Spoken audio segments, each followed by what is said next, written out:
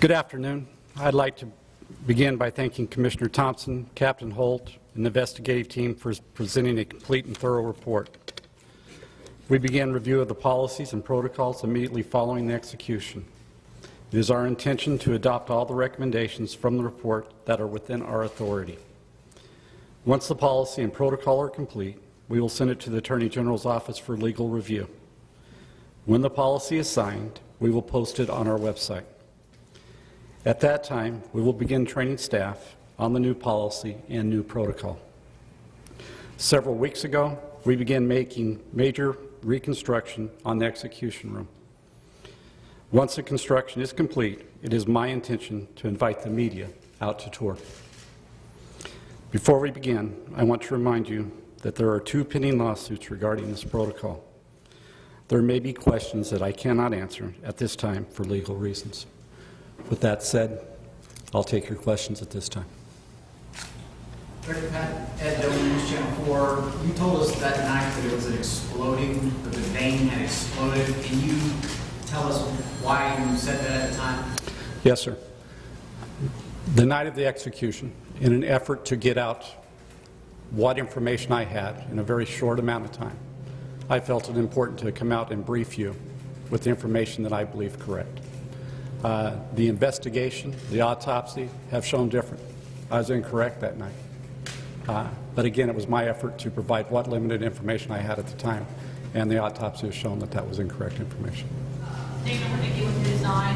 Do you know how long this whole process will take and when executions will resume again? As I said in my opening statement, we've been working on it since shortly after the execution.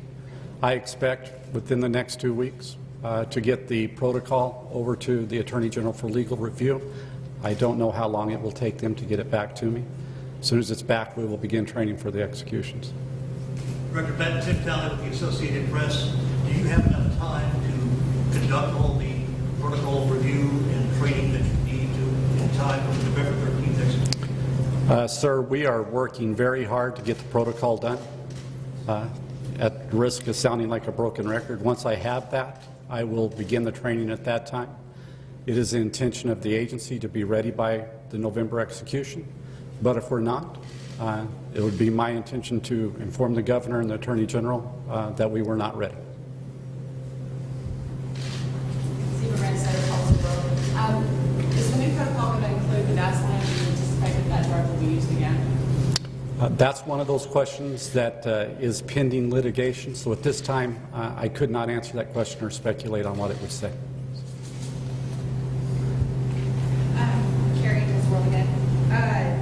The report says the normal doctor who had done a lot more executions had a schedule conflict and backed out 2 days before. Do we know why? What happened?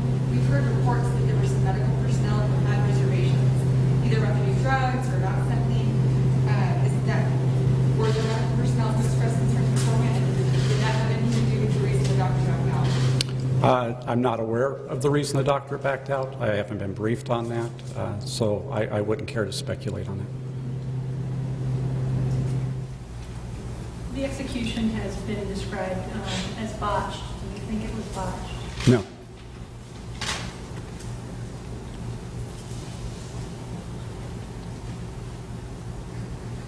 What? I'm sorry, can you elaborate on that a little bit? I mean, No. You don't think that it was? No. The cause of death was judicial execution by lethal injection.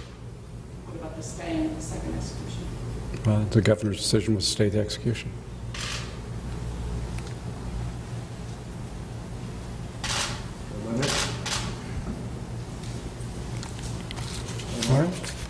All right. I'll make a quick final statement and then we're done.